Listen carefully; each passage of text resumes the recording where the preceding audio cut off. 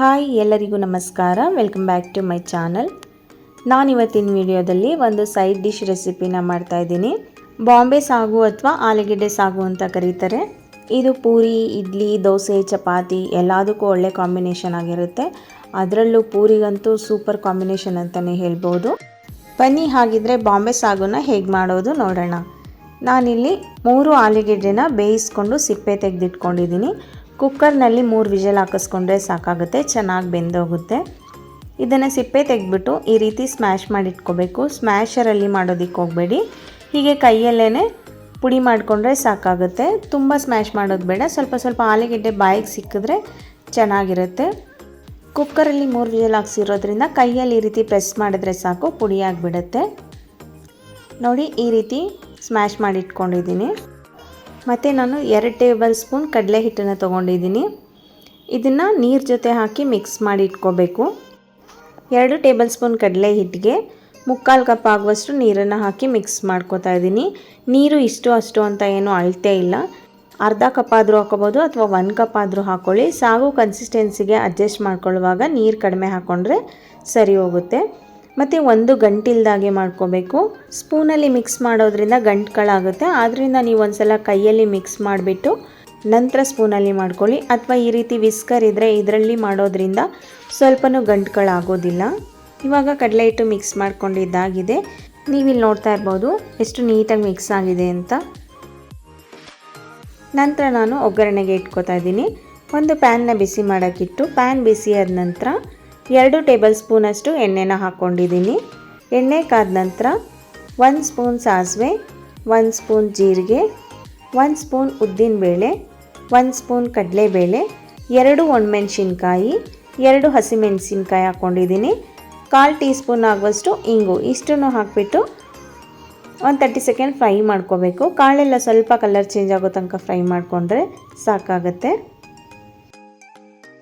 ಇವಾಗ ಕಾಳೆಲ್ಲ ಸ್ವಲ್ಪ colour change ಆಗಿದೆ. ನಂತರ ಇದಕ್ಕೆ ಸ್ವಲ್ಪ ಕರಿಬೇವು ಸೊಪ್ಪು ಮತ್ತು 2 ಮೀಡಿಯಮ್ ಸೈಜ್ ಈರುಳ್ಳಿನ ಉದ್ದುದ್ದಾಗಿ ಕಟ್ ಮಾಡಿ ಹಾಕಿದ್ದೀನಿ. ಈರುಳ್ಳಿ ಸ್ವಲ್ಪ ಸಾಫ್ಟ್ ಆಗೋ ತನಕ ಫ್ರೈ ಮಾಡ್ಕೋಬೇಕು. 1 ರಿಂದ 1.5 ನಿಮಿಷದಷ್ಟು ಫ್ರೈ ಮಾಡ್ಕೊಳ್ಬೇಕು. ಇವಾಗ ಈರುಳ್ಳಿ ಎಲ್ಲ ಫ್ರೈ ಆಗಿದೆ, ಸಾಫ್ಟ್ ಆಗಿದೆ ಸ್ವಲ್ಪ. ನಂತರ ಇದಕ್ಕೆ ಟೊಮೆಟೊ ಹಾಕೋತಾ ಇದ್ದೀನಿ. ಟೊಮೆಟೊ ಸಹ ಅಷ್ಟೇ 2 ಮೀಡಿಯಮ್ ಸೈಜ್ ಟೊಮೆಟೊನ ಸಣ್ಣದಾಗಿ ಕಟ್ ಮಾಡಿ ಹಾಕೋಬೇಕು. ಟೊಮೆಟೊನ 1 ನಿಮಿಷ ಎಣ್ಣೆನಲ್ಲೇ ಚೆನ್ನಾಗಿ ಫ್ರೈ ಮಾಡ್ಕೋಬೇಕು.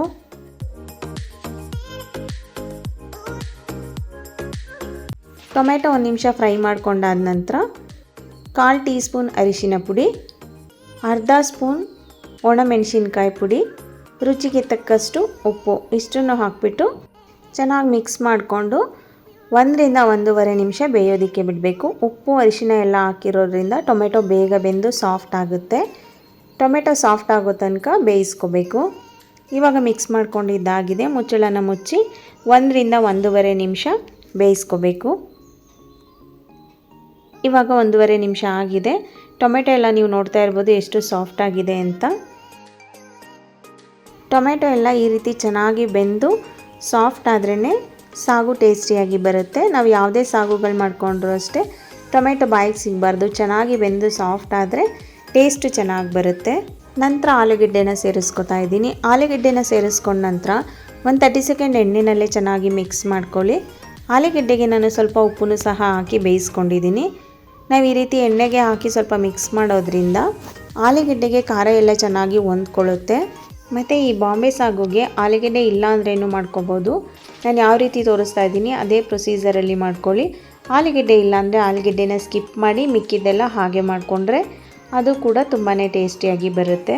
ಆಲೂಗೆಡ್ಡೆ ಹಾಕಿ ಮಿಕ್ಸ್ ಮಾಡ್ಕೊಂಡಾದ ನಂತರ ನೀರು ಸೇರಿಸ್ಕೊತಾ ಇದ್ದೀನಿ. 2 ಕಪ್ ಆಗುವಷ್ಟು ನೀರನ್ನು ಸೇರಿಸ್ಕೊಂಡು ಚೆನ್ನಾಗಿ ಒಂದ್ಸಲ ಮಿಕ್ಸ್ ಮಾಡ್ಕೋಬೇಕು. ಮಿಕ್ಸ್ ಮಾಡ್ಕೊಂಡಾದ ನಂತರ ನಾವು ಮೊದಲೇ ಮಿಕ್ಸ್ ಮಾಡಿ ಇಟ್ಕೊಂಡಿದ್ವಲ್ಲ ಕಡಲೆ ಹಿಟ್ಟು, ಅದನ್ನು ಸೇರಿಸ್ಕೊತಾ ಇದ್ದೀನಿ. 2 ಟೇಬಲ್ ಸ್ಪೂನ್ ಕಡಲೆ ಹಿಟ್ಟಿಗೆ 3/4 ಕಪ್ ಆಗುವಷ್ಟು ನೀರನ್ನು ಹಾಕಿ ಮಿಕ್ಸ್ ಮಾಡ್ಕೊಂಡಿದ್ದೆ. ಮತ್ತು ಅದೇ ಬೌಲ್ಗೆ ಇನ್ನೊಂದು ಸ್ವಲ್ಪ ನೀರನ್ನು ಹಾಕಿ ತಿರುಗಿಸಿ ಹಾಕ್ಕೊಂಡಿದ್ದೀನಿ.